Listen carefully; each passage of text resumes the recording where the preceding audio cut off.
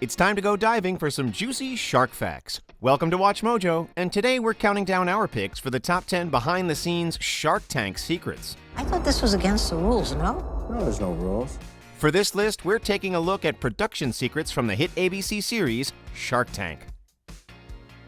Number 10. Segments last longer than you think. Hi, Sharks. While a typical segment will last about 8 to 10 minutes, entrepreneurs often spend much longer conversing with their potential future business partners.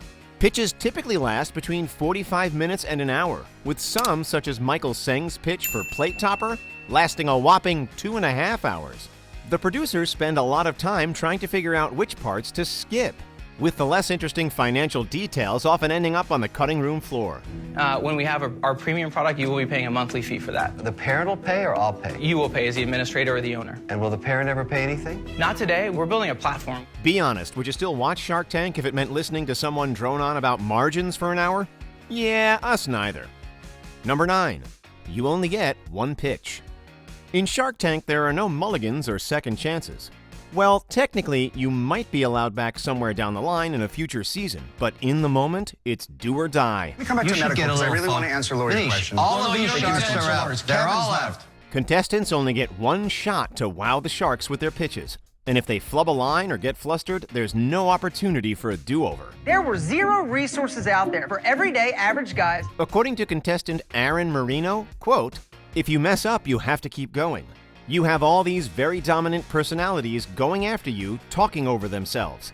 It's sensory overload," end quote. With that in mind, it's no wonder so many of the show's entrepreneurs look nervous. Mike, my company is, There's a reason this show is called Shark Tank and not stress-free deal-making. Number 8. Not all segments make it onto TV. You may be thinking that one way or another, entrepreneurs benefit from appearing on Shark Tank. Either they strike a deal with a shark or they get 10 minutes of free advertising. Manish, you didn't want an offer here today, did you really? I absolutely want an offer. I absolutely just came want in an for offer. And why don't exposure? you want the structure of that offer? Why not? The structure is actually quite good. Well, we hate to rain on your parade, but there's also a good chance neither of those things will occur. The reality is that some filmed segments end up on the cutting room floor. This can be a problem for contestants who are attempting to use the show as a springboard for their business. In the words of contestant Eric Bandholz, in reference to Shark Tank-dependent marketing strategies, quote, "You don't want to invest too much into your business because you could wind up sabotaging yourself if you don't make it on." Number 7. Appearing on Shark Tank wasn't always free.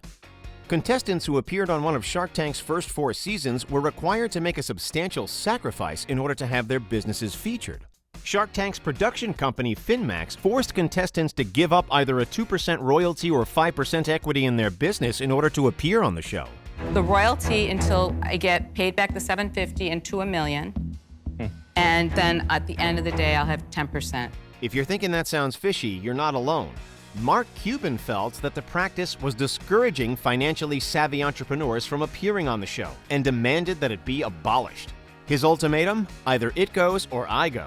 Suffice it to say, contestants now appear on Shark Tank free of charge. Congrats. Bye. Whether they know it or not, every entrepreneur who sets foot in the tank has already gotten a good deal from Cuban. Number 6. The sharks can get heated with each other. Okay, this isn't exactly a secret, but you'd be surprised at just how intense the shark fights can get. And Kevin does those because he really needs the money. He wants to get it all back. Insulting really my quickly. offer is bad strategy. While on-screen bouts between sharks happen all the time, viewers don't always get to see the entirety of the conflict. When he assigns his name to it, it holds a lot of street cred in his little part of the world. Once you get outside of that little bubble called Silicon Valley, it doesn't mean In the words of Mark Cuban, quote, "When we get mad, we'll start cursing at each other, yelling at each other, and the entrepreneurs will be like, 'What the hell is going on?'" End quote. If you're wondering why you never actually see Kevin O'Leary swearing at Damon John, that's because the producers will cut the cursing and have the sharks retape that portion of the segment afterwards. We're in it together. There's 2 sharks. Wow. I'll do the deal. done, deal. Number 5. Lying to the sharks never pays. In the business world, the time it takes to go from pitch to handshake is rarely under an hour. That's what makes Shark Tank so exciting. All right, I'll do it. Okay.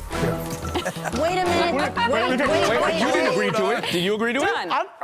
Come on! We get to see the deals happen right before our eyes in a matter of minutes. However, it turns out that many of these deals wind up falling through for a number of reasons. Sharks have been known to pull out of a deal after the fact upon learning that a contestant lied about an aspect of their business. Becca, it's over between us. Maybe I'll come back with my next product. I don't think so. However, according to Mark Cuban, it's the contestants who are often responsible for a deal falling through, as they are the ones who are more likely to change the deal once the cameras stop rolling. Number 4, contestants meet with a psychiatrist after their pitch. As soon as contestants are done with their pitch, they meet with a show-appointed psychiatrist to evaluate their mental state. You know, if you don't like it, don't take it. Lots of risks. That's why they call it the Shark Tank. Your first instinct might be to say, "What?" But hear us out. Imagine you're a contestant whose business has just been passed on by 5 of America's most successful entrepreneurs. I'm still working on you. I'm out. Okay. You've just been eviscerated on national television, your dreams crushed, your spirit in shambles, and your prospects dwindling with every step you take towards the exit. What are you going to do? Oh, did I say I'm out? No, we're still talking. Oh. Contestant Eric Bandholz dubbed the experience a very intense emotional roller coaster. And we think a little mental checkup is probably exactly what entrepreneurs need in the immediate aftermath. Number 3, handshake deals aren't ironclad. Remember what we said before about deals falling through? Well, this happens all the time. The truth is that roughly 2/3 of the deals struck on Shark Tank either get changed or fall through altogether. It's a reasonable offer, but I'm going to politely and respectfully say no. And more often than not, it's the latter. The jubilation you see on the faces of contestants who've just struck what they think is the deal of a lifetime is often immediately erased once they get into the nitty-gritty of their business with their shark. You're such a smart Congrats. Well done. You're an inventor. You're an entrepreneur. It's awesome. What you see on television is less of an ironclad agreement and more of a flimsy proposed arrangement between 2 parties. And when they get into the nitty-gritty, most deals end up as chum on the bottom of the ocean. Number 2, contestants cannot discuss their segments. As is often the case with reality TV programs, Shark Tank contestants must sign a non-disclosure agreement that forbids them from discussing the details of their pitches prior to them airing. If they do happen to spill the beans prior to their segment hitting the airwaves, the producers have the right to cut their segment out of the episode. Hey, that's the cutthroat nature of reality TV for you. However, it does make a lot of sense, as contestants could use the results of their pitch as leverage with another investor. Mr. Wonderful, would y'all be willing to go to 25% for $40,000? No, you got 2 sharks. Maddox, I cannot be a discount shark. This show is all about making deals, and the arrangement between the entrepreneurs and the show's producers is a business deal in its own right. Before we unveil our number 1 pick, here are some honorable mentions. It's good to have a Kickstarter. It makes your business appear more legit. You've had an Indiegogo campaign and you've had 50 sold on that. As well as also a Kickstarter one, but that was a until it was complete. We didn't get that completed. So what happened with the Kickstarter campaign? Oh, we failed completely. The hallway isn't that long. It's an optical illusion to make it look longer.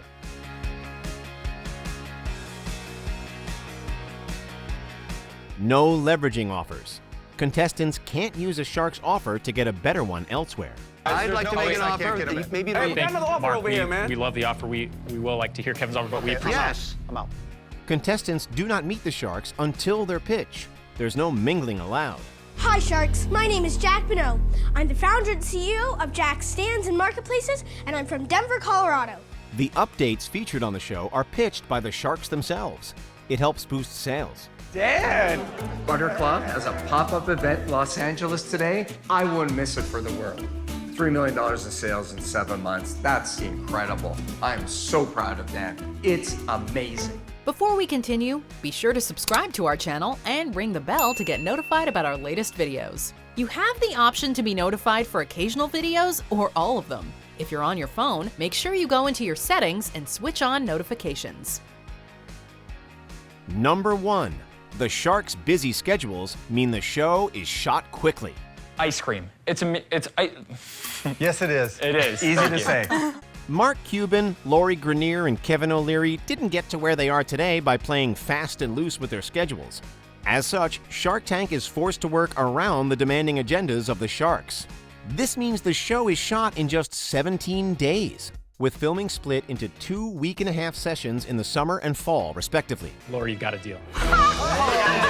What happened? Sharks can expect to see 6 to 8 pitches a day and can sometimes find themselves on set for 12 hours at a time. Oh, and seeing as how segments are only grouped together during the editing process, the sharks must wear the same clothing every single day to avoid continuity errors. What do you think, Skylar? Oh, beautiful. Don't worry, we're sure they know a good dry cleaner. Do you agree with our picks? Check out this other recent clip from WatchMojo, and be sure to subscribe and ring the bell to be notified about our latest videos.